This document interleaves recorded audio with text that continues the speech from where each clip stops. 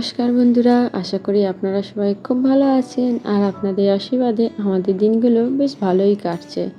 আশা করি থাম্বনেল দেখে বুঝে গেছেন আজকের দিনটা আমার কাছে ঠিক কতটা স্পেশাল। খুব ইচ্ছা ছিল আজকে একটু তাড়াতাড়ি উঠে পড়ব, কিন্তু গতকাল রাতেও পাকুম অনেকটা রাত পর্যন্ত জেগেছিল, ঘুমাতে পারছিল না, কোলে করে নিয়ে ঘুরছিলাম। তারপরে আমি প্রায় 3:30 পরে গিয়ে ঘুমিয়েছিলাম, যার জন্য সকালে আর আমি উঠতে পারিনি। তাই এখন স্নান সেরে ছাদে এসেছিলাম জামা কাপড়টা মেলতে। প্রথমে দেখলাম খুব জোরে বৃষ্টি এসেছে, তার খানিকক্ষণ পর দেখলাম যে বৃষ্টিটা কেটে গিয়ে আবার আকাশটা পরিষ্কার হচ্ছে। তাই ভরসা করে জামা প্যান্ট কটা ছাদেই মেলে এলাম, আর সাথে পুজোটা সেরেও নিচে এলাম। এসে দেখছি পাকুমটা বদমাইশি করছে, আর এইখানটায় ওর ঠাকুমার ড্রেসিং টেবিলের সামনে দাঁড়িয়ে একটার পর একটা জিনিস নামাচ্ছে। আমি আসলে এখানে এসেছিলাম ঠাকুরের কয়েকটা থালা আর বাটি নামাবো বলে। পাকুম অন্নপ্রাশনে অনেক কাঁসার জিনিসপত্র পেয়েছিল, আর আমার সেখান থেকে খুব ইচ্ছে ছিল একটা থালা বাটি আর গ্লাসের সেট আমি গোপালকে দেব। কাল তো জন্মাষ্টমী, সেই জন্যই জিনিসগুলো খুঁজে বার করছিলাম কোথায় রেখেছি। অনেক খোঁজাখুঁজির পর শেষে এই যে বাটি গ্লাসগুলো আমি পেলাম। এগুলো প্রথমেই সরিয়ে রেখেছিলাম, কিন্তু তারপরে আবার কোথায় রেখেছিলাম খুঁজে পাচ্ছিলাম না। আর গাড়িটা তো এতদিন আবার গুছিয়ে রাখা ছিল, বার করিনি। আজকে আবার মনে হলো দেখি এটাকে বার করি। মেয়েটার এমনিতেই শরীর খারাপ, যদি এইগুলো নিয়ে ব্যস্ত থাকে একটু মনটা ভালো থাকে। ওদিকে ঠাকুমার সাথে খেলা করছে, আমি রান্নাঘরে একবার এলাম। পাকুমের মাছটা আমি সবসময় কুকারে সিদ্ধ করে নিই, তার আগে হালকা করে একটু তেলে নেড়ে নিলাম, নাহলে ভীষণ আঁশটা গন্ধ হয়। আর ওর ঠাকুমা আগে থেকেই সবজিগুলো কেটে আবার ডালটা ধুয়ে রেখেই গেছে, আমি শুধু মাছটা দিয়ে একটু ভালো করে সিটটা দিয়ে নেব। এই কদিন আপনাদের সাথে গল্প করতে করতে আমি মনে হয় খুব একটু ভুলভাল বকে ফেলছি, আর নয়তো আমার জিভ জড়িয়ে যাচ্ছে। আসলে কি জানেন তো, এই কটা দিন ঠিকঠাক করে তো রেস্ট নিতে পারছি না, আর চোখে প্রচুর ঘুম চলে আসে, যার জন্য কথা বলতে গেলেই হয় আমার জিভ জড়িয়ে যাচ্ছে, আর নাহলে মুখ দিয়ে ভুলভাল কিছু বেরিয়ে যাচ্ছে। আজকে আমাদের জন্য আবার ইলিশ মাছ এনেছে, আর পাকুমের জন্য রুই মাছ।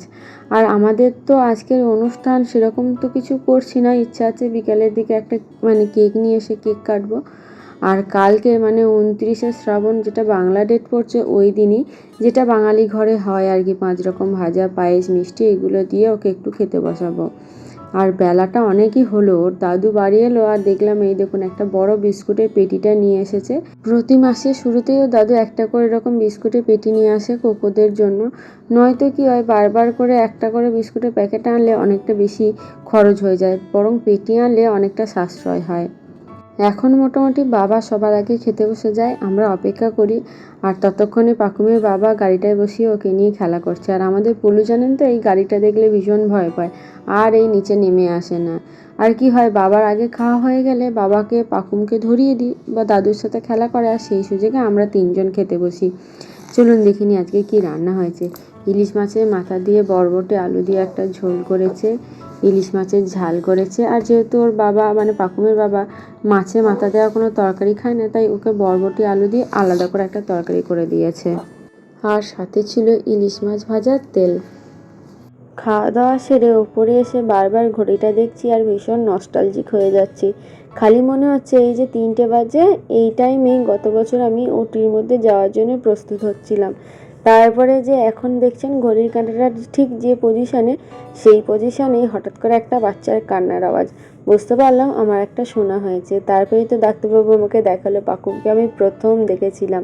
তারপরে যেন সেই প্রথম দেখাতেই মন ভরছিল না, বারবার নার্সের দিদিগুলোকে বলছিলাম, দিদি আর একবার দেখান না, দিদি আর একবার দেখান না।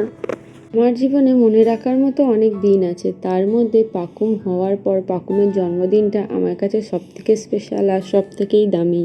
আজকে পাকুমের ট্রলিটা আবার খুলেছিলাম, ওখান থেকেই একটা জামা বার করলাম, আর তা করতে করতে এইটা বার করে দেখছিলাম যে ওর গায়ে হবে কিনা। দেখলাম মেয়েটা এইটা পরার জন্য বায়না করলো, তাই এই জামাটাই ভাবছি সন্ধেবেলায় কেক কাটার সময় পরিয়ে দেব। আর ওর বাবা যে জামাটা কিনে দিয়েছে, ওটা কালকে দুপুরে যখন খেতে বসবে তখন পরিয়ে দেব। দেখুন কেমন এক হাতে সাপোর্ট নিয়েছে, আর এক হাতে বাড়িয়ে টেবিল থেকে কিছু একটা নেওয়ার চেষ্টা করছে। আমি তো ওকে মাঝে মাঝে দেখি, আর ভীষণ অবাক হই যে ও আস্তে আস্তে কীরকমভাবে চালাক হচ্ছে। এই দেখুন, ওর দিদা আর ঠাকুমা ওর জন্য গিফট কিনতে গিয়েছিল, চলে এসেছে আর এখন ওর বাবাও বাড়ি এসেছে কেক কিনে নিয়ে। আর আমিও রেডি হয়েছি, পাকুমকে রেডি করে নিয়েছি, খালি সবাই আসার অপেক্ষা। সবাই আসলেই ওকে দিয়ে কেকটা কাটাবো। আর ওর ঠাকুমা একটা সুন্দর সোনার লকেট এনেছে, সেটাই ওর সোনার চেনটার মধ্যে পরিয়ে দিয়ে এখন হাতটা পরিয়ে দিল। জানেন তো, ভীষণ টেনশনে ছিলাম। এই মেয়েটার প্রথমবার জন্মদিন, অথচ শরীরটা এত খারাপ। কেক কাটার সময় যদি ঘ্যান ঘ্যান করে তাহলে গোটা অনুষ্ঠানটাই সবাই মন খারাপ হয়ে যাবে। আর আমি দেখেছি ওর যখনই কোনো কিছু অনুষ্ঠান হয় তখনই ওর শরীর খারাপ। যেমন ধরুন, ওর অন্নপ্রাশনের সময় ওর ভীষণ শরীর খারাপ হয়েছিল। এখন এই প্রথম বছর জন্মদিন, এখনও ওর শরীর খারাপ। শুধু আপনারা একটু আশীর্বাদ করবেন যেন আমার মেয়েটা খুব তাড়াতাড়ি সুস্থ হয়ে যায়। আসলে কটা রাত এমনভাবে কাটছে যে মেয়েটা আমার শান্তিতে একটু ঘুমাতে পারছে না, এমনকি হাঁ করে মুখ দিয়ে নিঃশ্বাস নিচ্ছে। চলুন, পাকুমের প্রথম বছরের প্রথম জন্মদিনের কেকটা কেমন হয়েছে দেখে কিন্তু জানাবেন। এই কেকটা মিয়ামোর থেকে এনেছে, কিন্তু চকলেট ফ্লেভারটা আমার আবার খুব পছন্দের, কিন্তু বাড়িতে আবার সবাই চকলেটটা পছন্দ করে না বলে ওর বাবা হানি আমন্ড ফ্লেভারের এই কেকটা এনেছে। সত্যি কথা বলতে কেকটা খেতে ভীষণ সুন্দর ছিল। আর হ্যাঁ, অবশ্যই এটা এগলেস ছিল। জানেন তো, ভাবতেও না ভীষণ অবাক লাগে। গত বছর এই টাইমটায় পাকুম আমার কাছে, আমার মাথার কাছে একটা ছোট্ট বেবি খাটে শুয়ে শুয়ে ঘুমাচ্ছিল। আর দেখতে দেখতে গোটা একটা বছর পার করে আজকে আমার সোনা আমার কোলের মধ্যে দাঁড়িয়ে নিজের হাতে কেক কাটবে। জানেন তো, আপনাদেরকে আমি হয়তো অনেক কিছু বলতে চাইছি, কিন্তু গুছিয়ে আমার ফিলিংসগুলো বলতে পারছি না। আসলে আমারও তো শরীরটা ভালো নেই। এই 3 দিন ধরে একটানা রাত জাগা, যার জন্য শরীরে একটু এনার্জি নেই, আর চোখের মধ্যে ভীষণ ঘুম। আর তারই মধ্যে যে কথাগুলো বলতে চাইছি সেগুলো আর গুছিয়ে বলতে পারছি না। তবে হ্যাঁ, মেয়ের এই জন্মদিনে ভগবানের কাছে একটাই প্রার্থনা করি, পাকুম যেন সারা জীবন সুস্থ থাকে, ভালো থাকে আর আনন্দ থাকে। জীবনে যেন ওর কোনো দুঃখ কষ্ট না ওর কাছে আসতে পারে। ভগবান যেন সব বিপদ আপদ থেকে ওকে রক্ষা করে। এই দেখুন, ওর ঠাম্মি আর দাদু মিলে এই সোনার লকেটটা ওকে দিয়েছে। আর ওর দিদা ওকে একজোড়া নুপুর দিয়েছে। নুপুর দুটো পরে ওর পাটা না ভীষণ ভালো লাগছিল দেখতে।